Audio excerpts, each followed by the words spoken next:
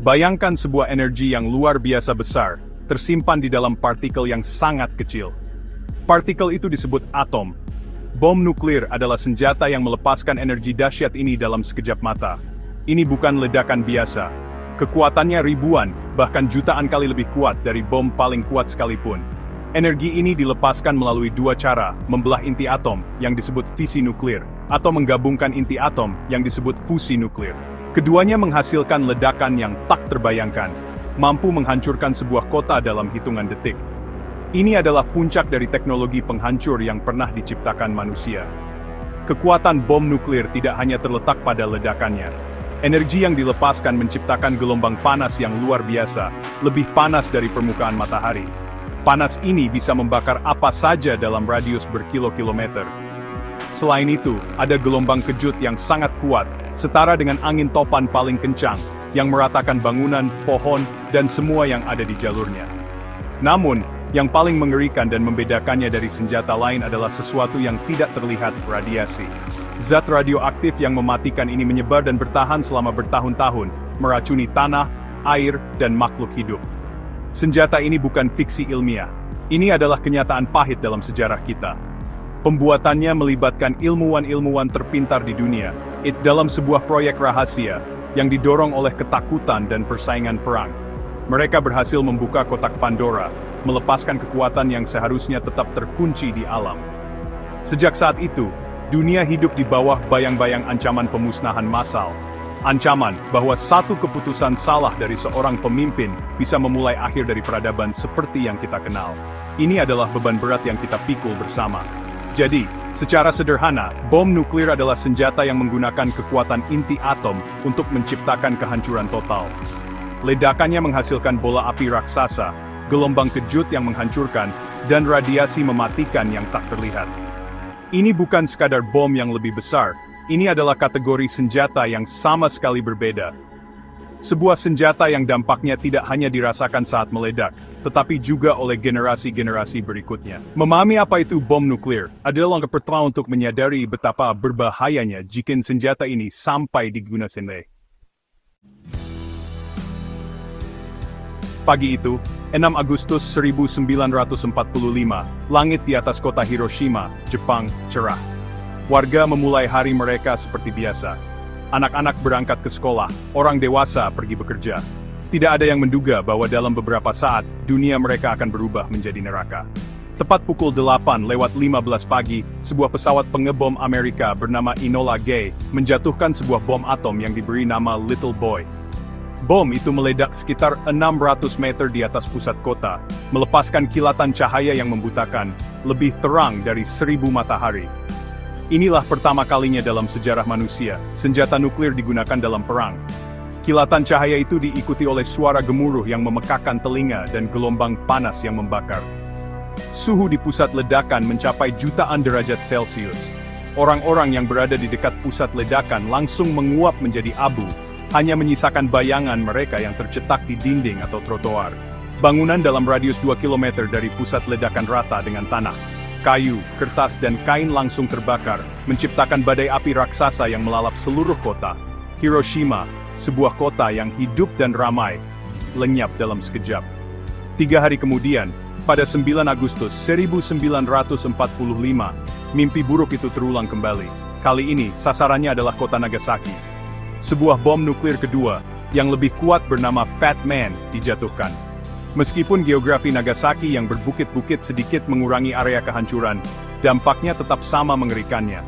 Puluhan ribu nyawa kembali melayang dalam sekejap. 2 kota, 2 bom, dan ratusan ribu korban jiwa. Peristiwa ini menandai akhir dari Perang Dunia Kedua, tetapi juga membuka babak baru yang menakutkan dalam sejarah manusia era nuklir. Penggunaan bom atom di Hiroshima dan Nagasaki adalah sebuah pertunjukan kekuatan yang mengerikan. Peristiwa ini menunjukkan kepada dunia betapa dahsyatnya senjata baru ini. Diperkirakan sekitar 140.000 orang tewas di Hiroshima, dan 74.000 orang di Nagasaki pada akhir tahun 1945, baik karena ledakan langsung, luka bakar, atau penyakit radiasi akut. Namun, angka ini terus bertambah selama bertahun-tahun kemudian. Kisah Hiroshima dan Nagasaki bukan sekadar catatan sejarah, tetapi sebuah peringatan abadi tentang konsekuensi nyata dari perang nuklir. Efek langsung dari ledakan bom nuklir adalah kehancuran total yang sulit dibayangkan. Saat bom meledak, ia menciptakan bola api yang sangat besar dan panas. Siapapun yang berada di dalam atau di dekat bola api ini akan langsung tewas. Gelombang panas yang menyebar dari ledakan membakar kulit orang-orang yang berada berkilo-kilometer jauhnya, menyebabkan luka bakar tingkat 3 yang parah. Mereka yang selamat dari ledakan awal seringkali menggambarkan pemandangan mengerikan. Orang-orang berjalan seperti zombie, dengan kulit yang meleleh dan mengelupas dari tubuh mereka, memohon air di tengah kota yang terbakar. Setelah gelombang panas, datanglah gelombang kejut.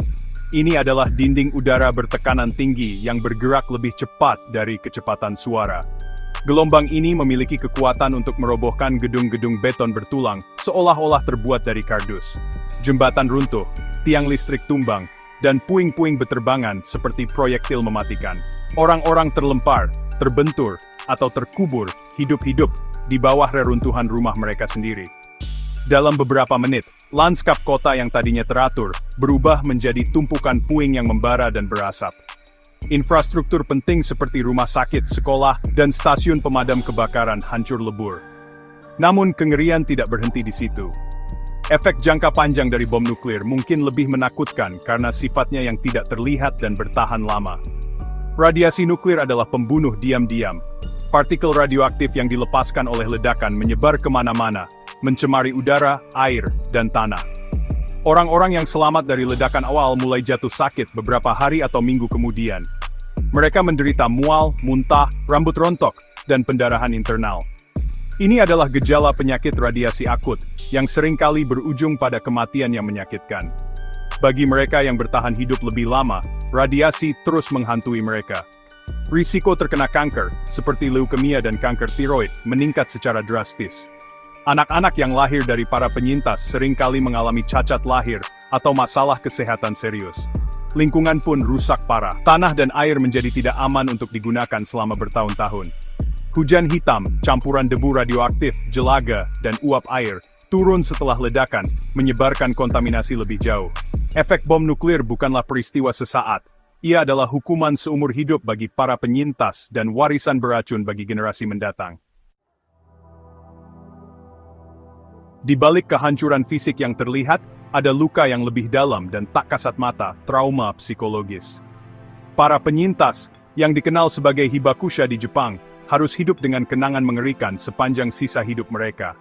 Mereka menyaksikan kematian massal, kehancuran kota mereka, dan penderitaan orang-orang yang mereka cintai. Banyak yang kehilangan seluruh keluarga mereka dalam sekejap.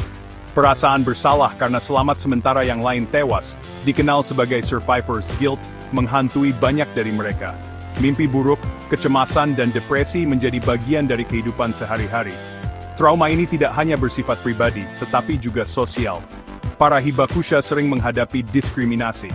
Orang-orang takut bahwa penyakit akibat radiasi menular, meskipun itu tidak benar. Mereka kesulitan mencari pekerjaan atau menikah, karena stigma yang melekat pada mereka. Luka batin ini diwariskan ke generasi berikutnya, menciptakan siklus penderitaan dan ketakutan. Kisah-kisah mereka adalah pengingat yang kuat bahwa perang nuklir tidak hanya menghancurkan kota, tetapi juga merusak jiwa manusia, meninggalkan bekas luka yang tidak akan pernah bisa sepenuhnya sembuh. Hari ini, ancaman perang nuklir masih ada. Meskipun perang dingin telah berakhir, 9 negara di dunia masih memiliki sekitar 13.000 hulu ledak nuklir. Beberapa di antaranya ribuan kali lebih kuat daripada bom yang dijatuhkan di Hiroshima dan Nagasaki. Bahkan perang nuklir dalam skala terbatas, yang hanya menggunakan sebagian kecil dari persenjataan ini, dapat menyebabkan bencana global. Asap dan jelaga dari kota-kota yang terbakar akan naik ke atmosfer, menghalangi sinar matahari, dan menyebabkan musim dingin nuklir. Suhu global akan anjlok, menyebabkan gagal panen massal dan kelaparan di seluruh dunia. Oleh karena itu, pesan dari Hiroshima dan Nagasaki menjadi semakin penting. Kita harus belajar dari masa lalu. Kisah para hibakusha bukan hanya tentang penderitaan, tetapi juga tentang harapan dan perjuangan untuk perdamaian. Mereka tanpa lelah berbagi cerita mereka agar dunia tidak pernah melupakan kengerian senjata nuklir. Mencegah perang nuklir adalah tanggung jawab kita bersama. Ini bukan masalah politik atau militer semata, tetapi masalah kelangsungan hidup umat manusia. Kita harus bekerja menuju dunia yang bebas dari senjata nuklir, agar tidak ada lagi kota yang menjadi Hiroshima, dan tidak ada lagi manusia yang harus mengalami apa yang dialami para Hibakusha.